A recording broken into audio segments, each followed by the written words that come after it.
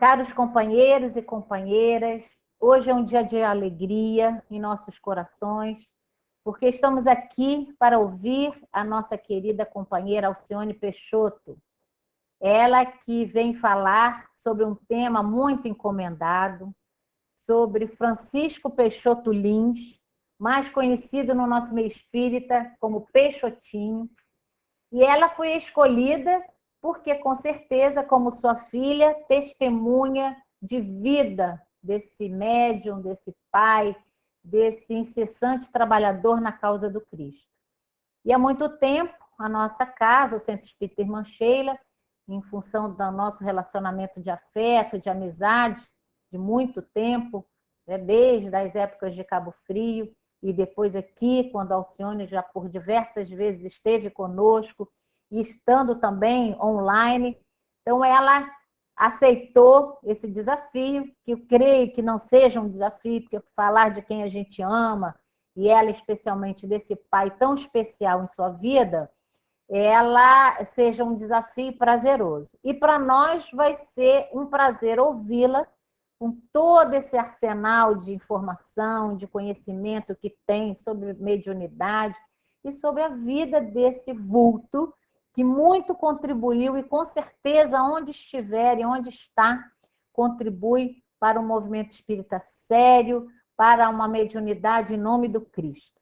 Então, sem mais delongas, nós vamos passar a palavra para ela, já agradecendo imensamente a sua disposição de estar conosco aqui, mostrando, né, a cultura espírita. Costumo sempre dizer que precisamos ter cultura espírita, e cultura espírita passa pelo conhecimento das obras básicas, pelo conhecimento das obras subsidiárias sérias e pelo conhecimento de pessoas valorosas que, ao longo de muitos anos, vêm fazendo um trabalho fantástico pela nossa doutrina, nos ajudando no processo de evangelização. Então, Francisco Peixoto Lins, o mais conhecido Peixotinho, tem uma história de vida rica, uma história de vida brilhante no seu trabalho de dedicação à causa do Cristo. Então, nós vamos chamar a Alcione, após a leitura de uma página e a nossa prece, para que ela possa trazer a sua experiência de filha querida e as histórias inúmeras que ela tem para contar desse valoroso médium, desse valoroso tarefeiro em nome da causa do bem e do amor. Então, ela vai mostrar, mas nós temos esse livro super conhecido, né? Peixotinho, Materialização do Amor, e por isso ela vai falar para nós em nome desse amor, de filha, em nome deste amor, de pai, em nome deste amor de vida, porque uma vida sem amor não faz sentido. Então, eu vou fazer a leitura inicial de uma página escolhida do livro Meditações Diárias, Emmanuel, pela Lavra de Chico Xavier. O texto diz o seguinte: imunização espiritual. Se te decides efetivamente a imunizar o coração contra as influências do mal, é necessário te convenças que todo minuto é chamamento de Deus à nossa melhora e renovação. Que toda pessoa se reveste de importância particular em nosso caminho. Que o melhor processo de receber auxílio é auxiliar em favor de alguém. Que a paciência é um principal ingrediente na solução de qualquer problema. Que sem amor não há base firme nas construções espirituais. Que o tempo gasto em queixa é furtado ao trabalho. Que desprezar a simpatia dos outros em nossa tarefa é o mesmo que pretender semear um campo sem cogitar de lavrá-lo. Que não existem pessoas perversas, e sim criaturas doentes a nos requisitarem amparo e compaixão. Que o ressentimento é sempre foco de enfermidade e desequilíbrio. Que ninguém sabe sem aprender e ninguém aprende sem estudar. E que, em suma, não basta pedir aos céus através da oração para que baixem a terra, mas também cooperar através do serviço ao próximo para que a terra se eleve igualmente para os céus. Bom, Vamos então fazer a nossa oração, sobretudo de agradecimento por esta hora, por estarmos aqui, nos colocando abertos ao estudo, à compreensão da palavra do Cristo, sobretudo a partir de exemplos de vida, que é o que precisamos buscar em nossa vida para pautarmos os nossos dias e fazê-los deles melhores para a nossa vida, para a vida daquele que nos acompanha.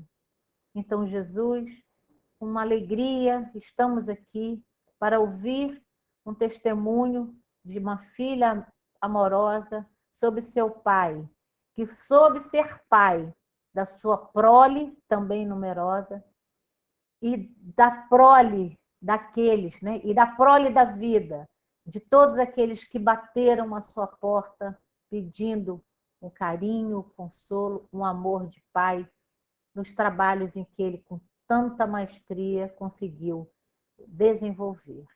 Então, que possamos, neste dia, nesta hora, estarmos aqui atentos aos ensinamentos que vamos, com certeza, tirar muito proveito para a nossa vida a caminho da casa do Pai. Agradecemos imensamente a boa vontade da nossa companheira e querida amiga de longa data, Alcione Peixoto, que se dispôs a falar desse tema, que com certeza fala muito ao seu coração e falará a todos os nossos corações, porque o seu verbo é encantador. Que Jesus a abençoe e a proteja, protegendo todos nós que aqui estamos em mais esta hora, dando-nos alegria e muita paz ao coração. Ser com todos nós, que assim seja. Paz e luz a todos os que acompanham as palestras, as lives dessa casa espírita. Falando de Peixotinho, que foi o tema que me foi dado a comentar hoje, a gente relembra o dever que nós temos de exaltar os bons exemplos de cristãos que vêm à Terra comprometidos com as realidades do mundo maior. E eu busquei esse alerta para a necessidade de falarmos das pessoas boas em Paulo, numa carta que Paulo escreveu aos Romanos, capítulo 13, versículo 7, nós lemos: a quem respeito, respeito. A quem honra, honra. E realmente, na consolidação das ideias espíritas no Brasil, que foi feita por companheiros valorosos que se impuseram grandes sacrifícios para trazer à pátria do Evangelho a certeza da convivência no mundo espiritual, da sobrevivência da alma e dessa convivência do plano espiritual com o nosso plano. Ou seja, duas comunidades que passaram a se abraçar com mais fraternidade, com mais solidariedade, a partir desses medianeiros que vieram à Terra para fazer a consolidação das ideias e dos ideais espíritas. E hoje nós estamos reunidos para falar de um desses médiuns que veio à Terra e com muito sacrifício e muita dor também, trouxe para nós exemplos de trabalho. Eu conheci de perto esse valoroso companheiro que veio provar, através de sua mediunidade, as realidades do plano da vida verdadeira. Refiro-me a Peixotinho, um médium de efeitos físicos, que é uma mediunidade difícil, de grandes riscos, e que foi, nessa encarnação, meu pai. Embora eu me conheça de perto e saiba que não teria méritos para nascer nesse lar, para ser filha de um grande medianeiro, um grande trabalhador da doutrina espírita, eu acredito essa oportunidade de encaminhamento da minha vivência doutrinário espírita à misericórdia de Deus, a bondade do meu Pai que está nos céus e que me deu de exemplo nessa vida para que eu alavancasse, enfim, meu processo evolutivo, nascer no lar cristão de Peixotinho e de Baby, sua mulher. Ele era médium de efeitos físicos, liberava tão grande quantidade de ectoplasma que havia reuniões em que ele perdia de 3 quilos a mais em cada reunião. Muitos doentes de doenças dificílimas de tratamento, de cura na Terra, naquela época em que ele viveu. E ele só trabalhava para doentes. Ele não fazia reuniões para convencer ninguém, nem para que cientistas, pessoas que faziam pesquisas, viessem pesquisar sobre ele, porque essa mediunidade é perigosa e porque ele não podia ficar sem trabalhar, porque os doentes chegavam constantemente à nossa casa e precisavam de que ele estivesse em paz, sereno, tranquilo, para oferecer seus préstimos mediúnicos. Então, Peixotinho trabalhava só para socorrer doentes, e muitos, um sem número deles ficaram curados. Muito câncer, naquela época sem recurso nenhum, e muitos provaram da beleza desse trabalho e da cura com que foram beneficiados. Então, os seus exemplos de amor, né, promoveram essas curas.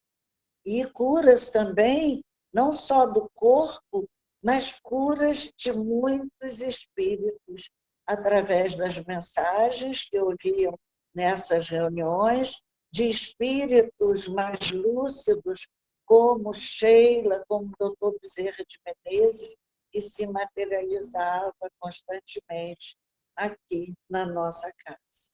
Então,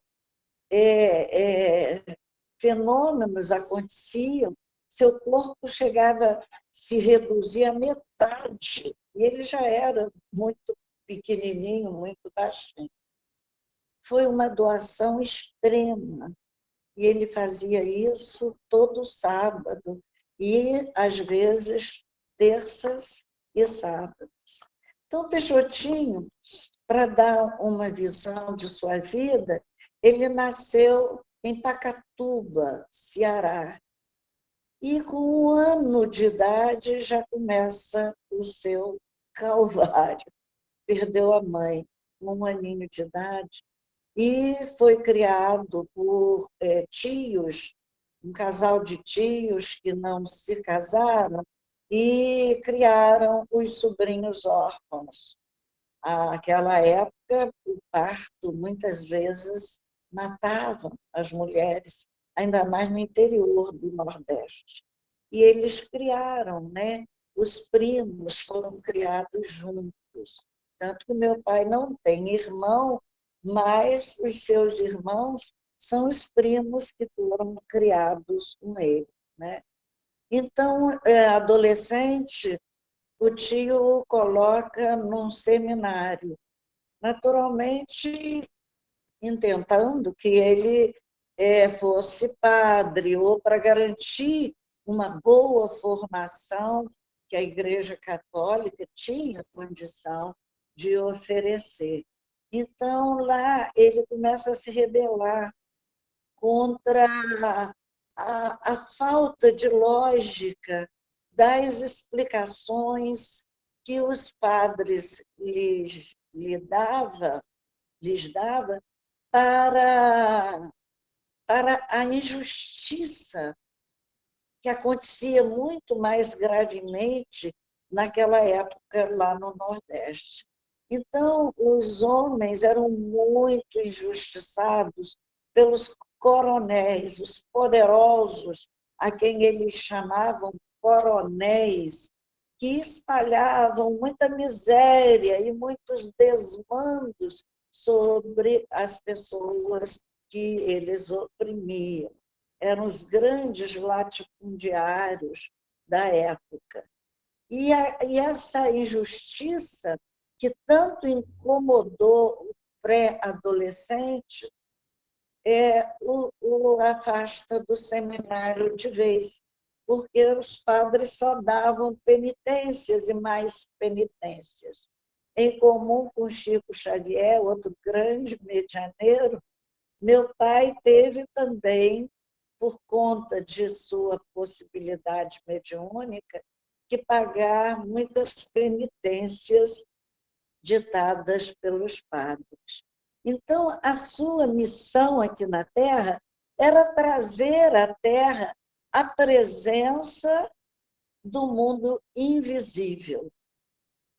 Para os visíveis, o invisível, a fim de que comprovassem que a vida continua e que mudasse o seu ritmo, o seu caminhar, procurando uma direção mais segura que consta do Evangelho de Jesus. Então, espíritos como Nina Aroeira, Sheila, Bezerra de Menezes, José Grosso, o ministro Clarencio de Nosso Lar, que também se materializou aqui em Campos, né? E tantos outros espíritos que também se beneficiaram de seu ectoplasma para trabalharem também e avançarem nos conhecimentos que se dispunham a fazer também aqui na Terra conosco, através do trabalho. Então, esses espíritos eram espíritos grandiosos, lúcidos, bem formados, bem educados, que encheram de luz as reuniões e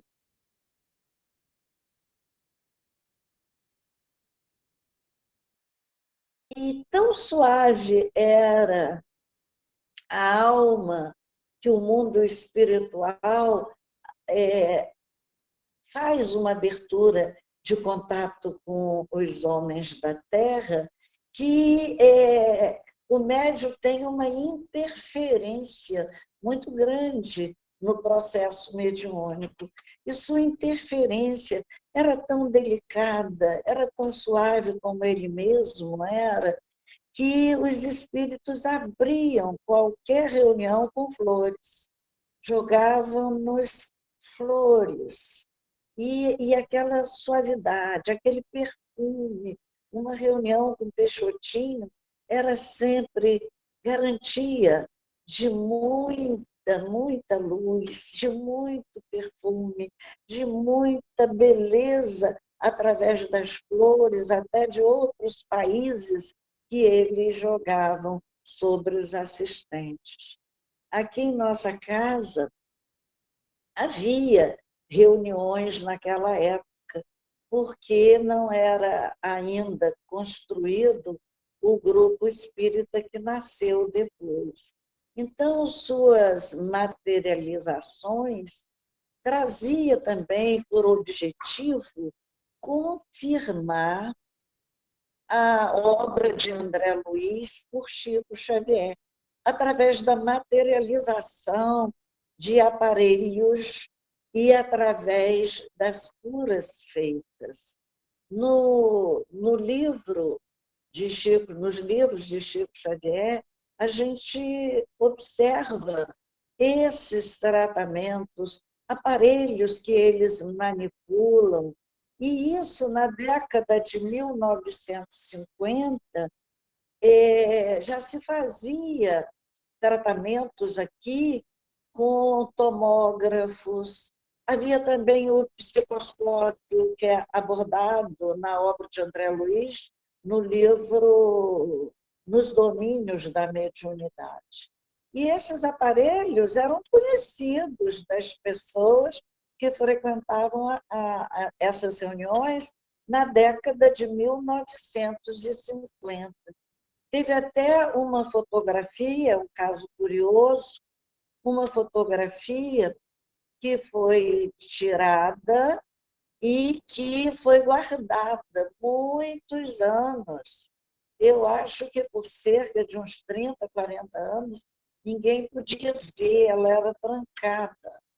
E quando eles deram autorização para abrir, meu pai já era morto, e eles falaram através de Newton Boechat, que já podia abrir. E era justamente uma tomografia computadorizada, que havia sido feita em 1952, aqui nessa casa. E eles trouxeram do alto, né, materializaram um tomógrafo, que só chegou ao Brasil, na Beneficência Portuguesa de São Paulo, na década de 1970. Então, essa mediunidade veio também corroborar com toda a obra de André Luiz, que descrevia aparelhos desse porte que ainda era desconhecido aqui na Terra, né? Então,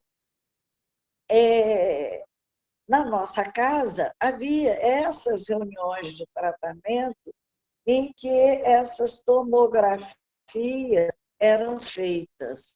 No livro Na Madureza dos Tempos, de Gilberto Pérez Cardoso e Newton Boechat, há um relato e fotografia dessa tomografia computadorizada, que é, assim, uma comprovação muito grande da magnitude do nosso Pai Celestial para atender os sofredores, aqueles que já tinham mérito para a libertação, eram libertados aqui em Campos, na Rua Miguel Herédio, 146, onde eu ainda resido. Então, vocês podem imaginar a beleza do ambiente na casa onde eu moro, porque recebeu aqui, foram recebidos espíritos de grande iluminação. Outros aparelhos eram trazidos para ressonância, etc. Então, uns eram até muito desconhecidos, e o são até hoje, como como, não sei nem como descrever, era como uma gelatina, alguma coisa assim, em que os espíritos colocavam as mãos e molhavam os dedos e tocava no órgão doente direto. Então, não precisava abrir, eles iam direto no órgão doente e retiravam cálculo, o que tivesse incomodando aquele doente. Então, são aparelhos, eu brincava que eu só ia operar o coração quando esse aparelho, esse material, melhor dizendo, chegasse à Terra. Mas até hoje não chegou e eu tive que operar mesmo meu coração no grosso, abrindo mesmo o peito. Então, essas substâncias eram trazidas graças à capacidade de Peixotinho de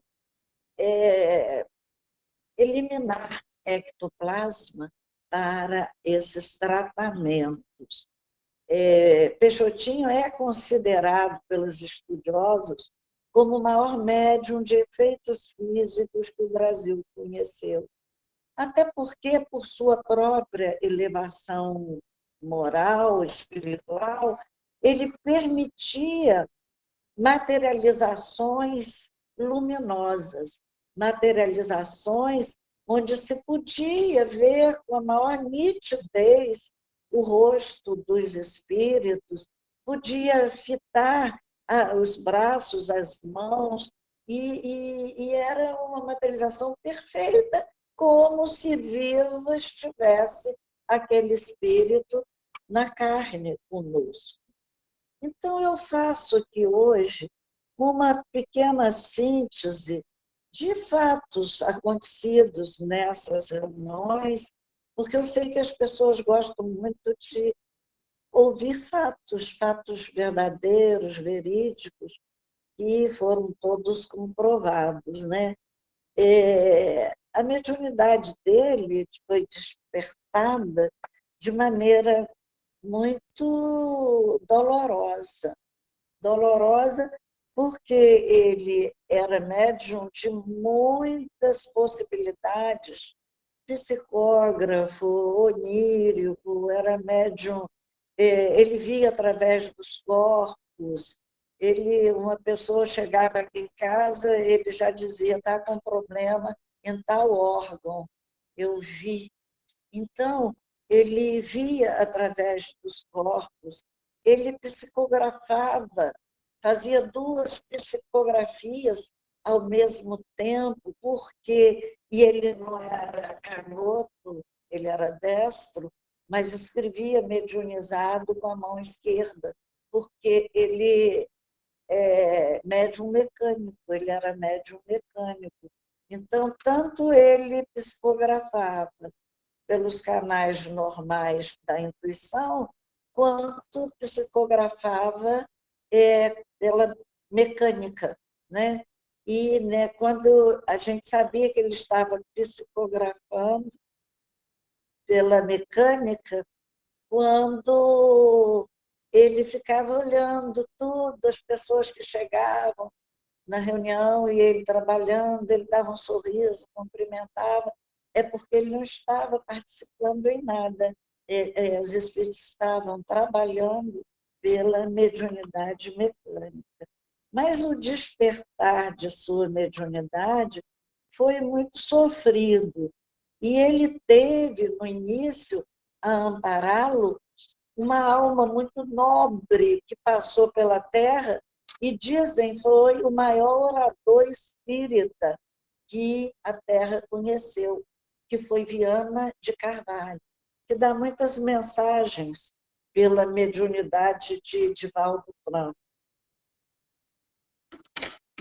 Era um major que, vez por outra, estava sendo transferido, como meu pai foi, e ele estava em Fortaleza quando houve um caso que chamou muita atenção, que saiu nos jornais, e que aconteceu com meu pai, que garoto ainda foi para um forró, não sei se no interior, e foi dançar. E chegou lá, houve uma briga e ele se meteu, e muitos homens fortes que guardavam o lugar lutaram com ele e ele, nada aconteceu a ele. Ele apareceu completamente ileso, com as roupas rasgadas, mas ele era muito pequenininho, muito magrinho, e nada aconteceu a ele. Ele apareceu numa praia deserta,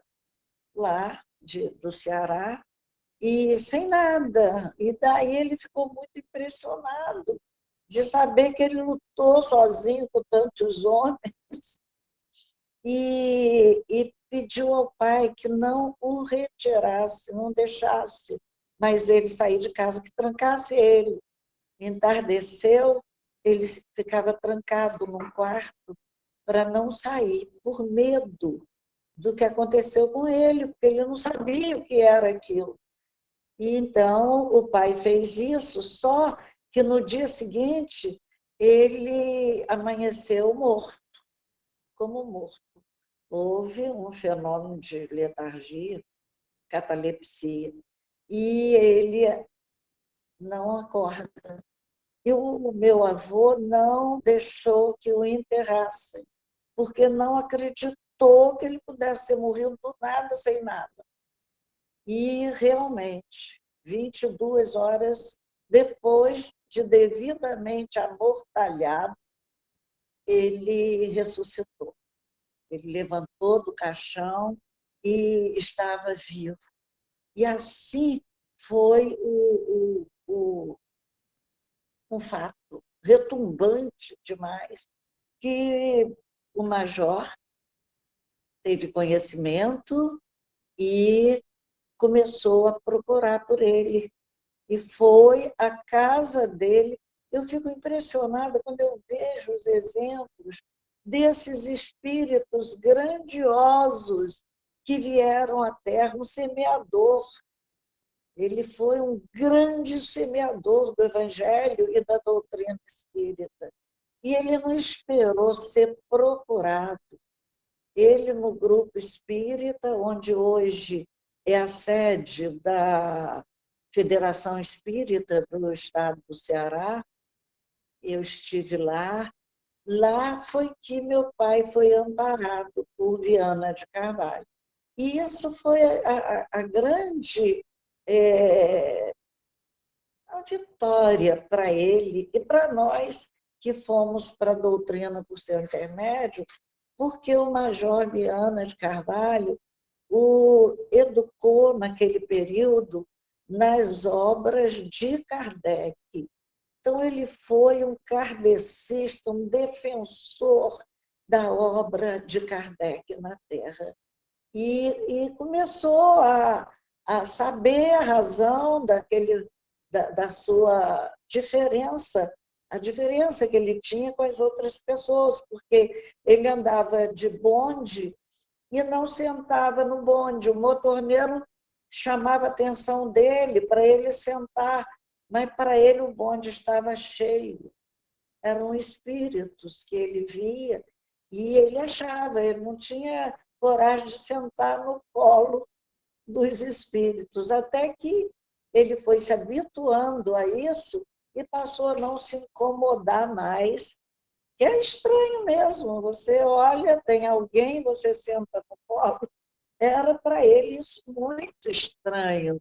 Então, e ele começou então a trabalhar e servindo o exército, que veio para cá, para o Sudeste, e foi servir o exército em Macaé.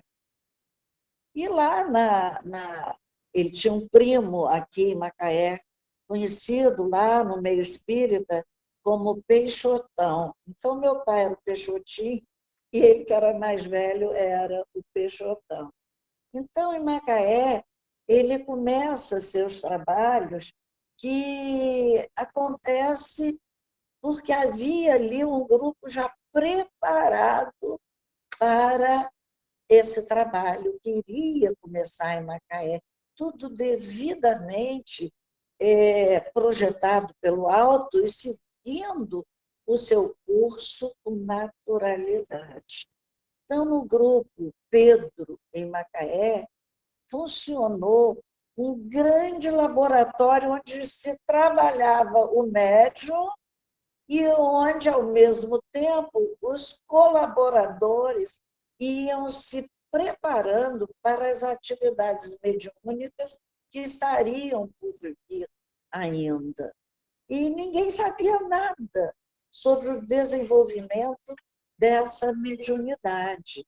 As orientações para essas reuniões de efeitos físicos vieram todas através de Peixotinho.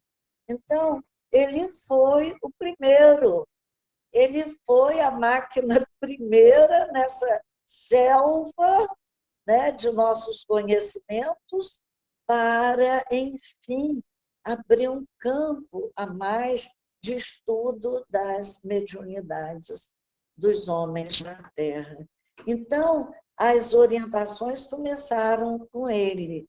Há fatos muito interessantes narrados nesse livro Peixotinho, A Materialização do Amor, que Dorinha deve ter mostrado. Então, em Macaé, há fatos como a cura de um cego em Portugal. Eu acho esse fato muito interessante, porque não circunscreve a tarefa de um médium brasileiro tão somente ao Brasil. Naquela época, as notícias só vinham através dos jornais, né? Era início do século, lá por 1929, 30, 33, por aí. Ele casou em 1933. Então, esses fatos de Macaé são fatos muito interessantes. Esse da cura do cego em Portugal me chama atenção por isso, porque não ficou restrito ao nosso país. O homem era cego de nascença. Olha as lições do Evangelho aí, né? Jesus curou um cego de nascença. Ele era cego de nascença. Ou não era cego de nascença? Eu tenho que rever essa história, porque o homem, os espíritos pedem aos frequentadores da reunião que orassem muito e fizessem um ambiente muito bom para que pudessem fazer um trabalho, curar uma pessoa cega que estava na hora de sua libertação. E aí eles concentram e tal, e depois eles vêm a saber. Está aqui na página 142 desse livro. Numa das reuniões rotineiras do Grupo Pedro, nossos irmãos da espiritualidade, incumbidos da direção dos trabalhos, pediram grande concentração de nossa parte e que vibrássemos bastante, porque naquela noite iriam curar um cego, não era de nascença, era um cego de 20 anos de cegueira. Concluídos os trabalhos, veio da espiritualidade a notícia de que a tarefa havia sido cumprida exitosamente. Aí, mais tarde, eles têm acesso no jornal a uma notícia de que um cego, nas condições descritas, havia sido curado milagrosamente numa cidade portuguesa, que eles mencionaram o nome. Essa cura se havia observado, se aconteceu na noite, enquanto o doente dormia. E, ao despertar no dia seguinte, anunciou feliz que ele não era mais cego. Há 20 anos convivia com uma cegueira. Então, foi um fato assim, que animou muito os trabalhadores do Grupo Pedro, lá em Macaé, porque eles viram a comprovação do trabalho que eles fizeram naquele dia. Um outro fato também que começou em Macaé foi o retrato dos espíritos. Havia um espírito japonês de nome Tongo, que era um grande desenhista, e deixavam crayon, papel na cabine, e ele, durante a reunião, ia desenhando. Nós conhecemos Zé Grosso por esses desenhos, Sheila e muitos outros, que Tongo desenhava. Ilka, muitos espíritos que trabalharam na casa, o pessoal do grupo conheceu através desses retratos que eram feitos por esse japonês. E muito interessante também, em Macaé, é a chegada de Sheila, que hoje é conhecida no Brasil inteiro e fora do Brasil, e que é uma pessoa que o grupo conheceu já, de ouvir falar, antes dela desencarnar na Alemanha. O grupo conheceu Sheila através de seu irmão, que foi quem se apresentou antes dela, pedindo oração para ela e avisando que ela iria desencarnar num certo bombardeio que a Alemanha sofreria. E esse irmão contava a história dele, que quando ele foi para a guerra, Sheila pediu que nunca matasse ninguém, e ele foi considerado traidor da pátria, porque havia sido mandado fuzilar 6. E ele respondeu, em vez de 6, seremos 7. E foi para a fila dos que seriam fuzilados e morreu assim, ouvindo os conselhos de sua irmã. E ele ia lá no grupo e pedia oração para a irmã dele, chamada Sheila. E Sheila, então, quando desencarna, imagine o que era para um militar brasileiro, na época do integralismo e de toda aquela movimentação contra os que guerreavam e a favor deles. Meu pai receber, ele sendo do Exército, uma informação privilegiada de que a Alemanha seria bombardeada.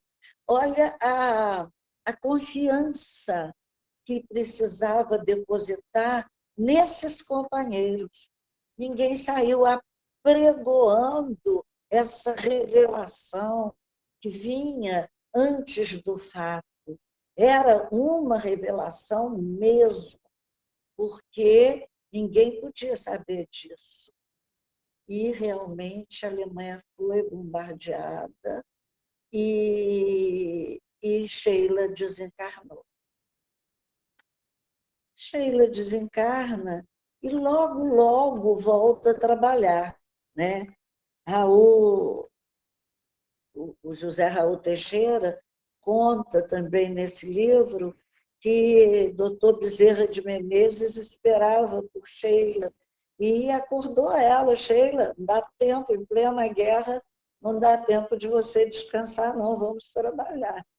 E Sheila veio direto ao grupo Pedro em Macaé para agradecer as orações que deram tanto alívio a ela no processo desencarnatório. Foi um processo muito amparado pela espiritualidade. Então, essas revelações elas se encontram sempre. Sheila revela a Peixotinho que ela fora mãe dele. Que coisa bonita ver um médium no Brasil trabalhando para alguém que foi sua mãe no passado, né?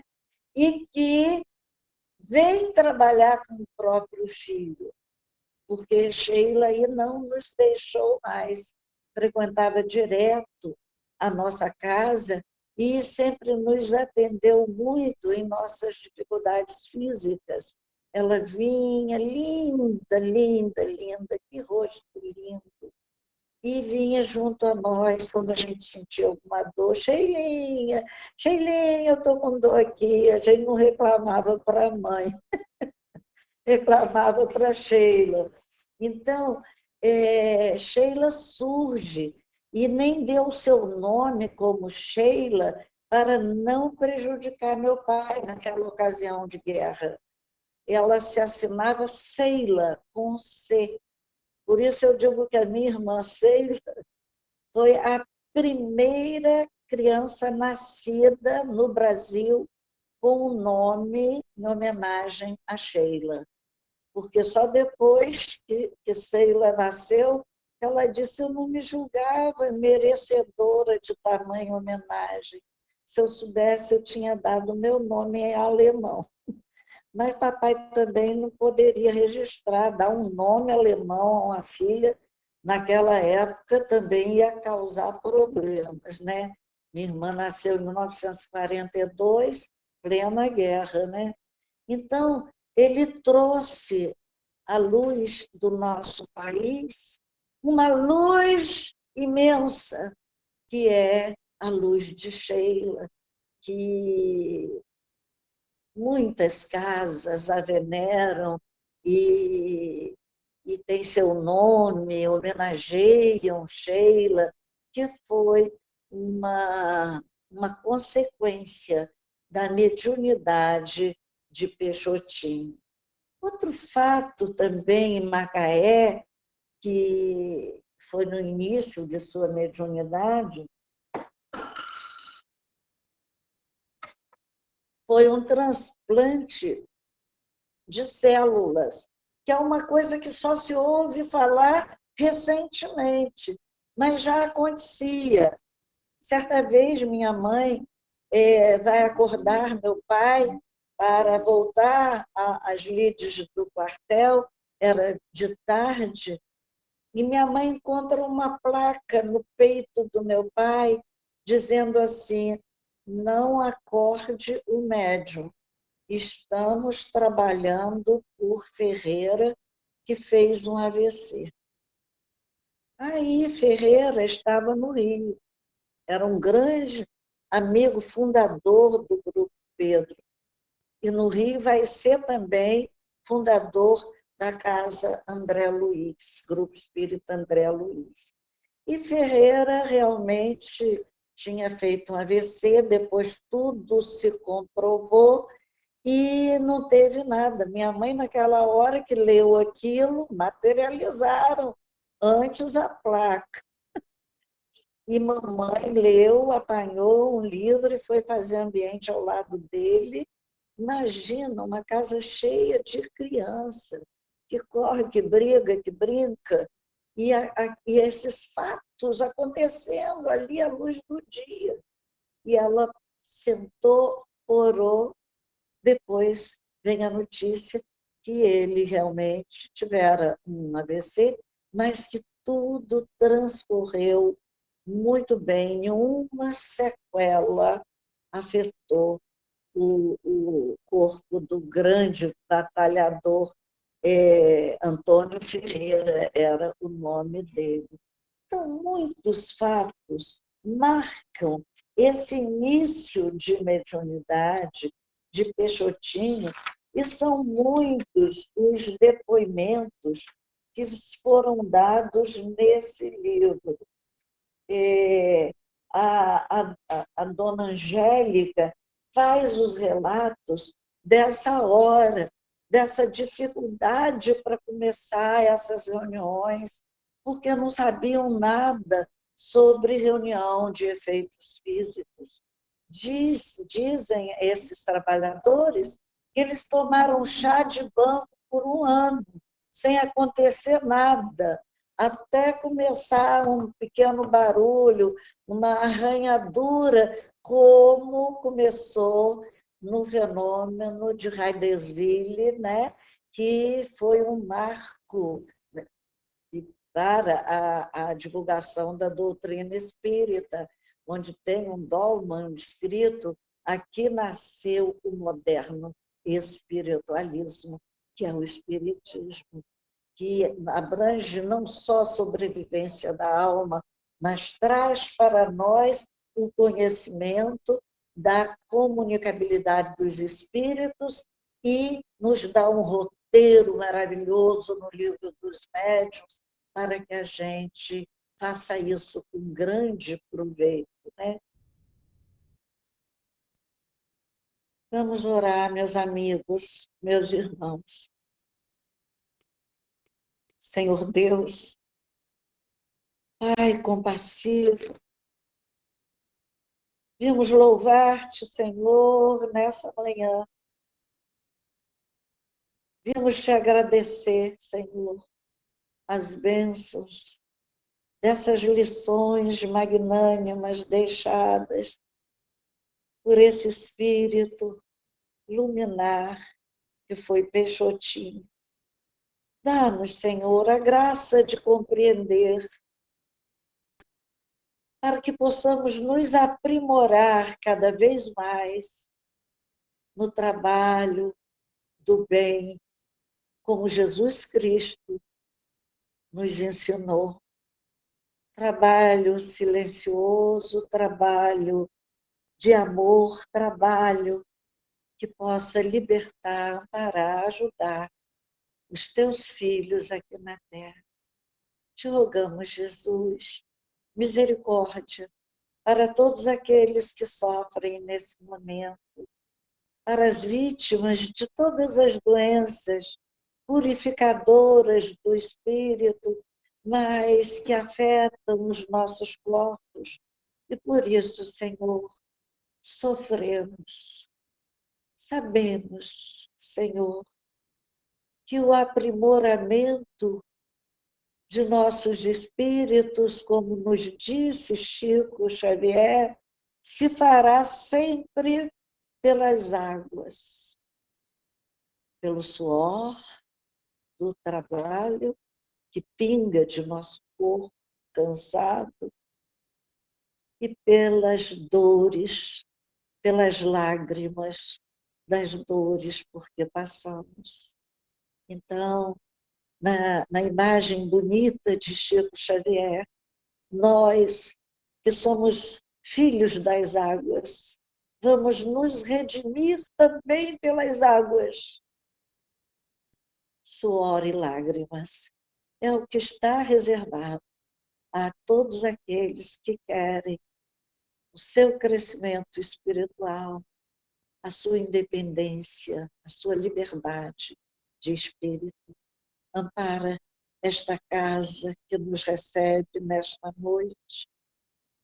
Que a tua luz se faça sobre todos os trabalhadores desta casa, sobre todos os frequentadores, sobre todos aqueles que são beneficiados pelo trabalho dessas criaturas que doam amor a essa casa de luz. Se conosco, Jesus, e despede-nos na tua paz. Que assim seja.